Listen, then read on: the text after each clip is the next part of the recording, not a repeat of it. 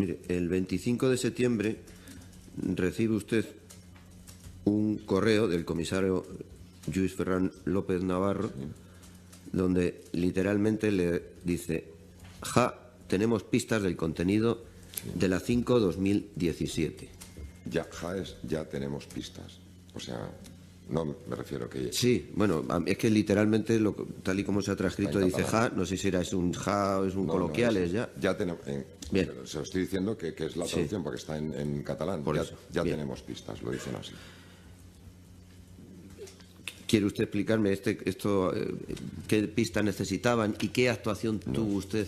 Pistas significa, yo como lo entendí, es del jefe de la región policial de Lleida, creo, que le dice al comisario Ferran López que ha ido a una reunión con la Fiscalía en la cual le había dicho al fiscal que iban a hacer una nueva orden, y él se está refiriendo a eso. Tenemos pistas de la nueva orden que nos va a hacer la Fiscalía, que fue a las 2 horas siguientes cuando la emitió.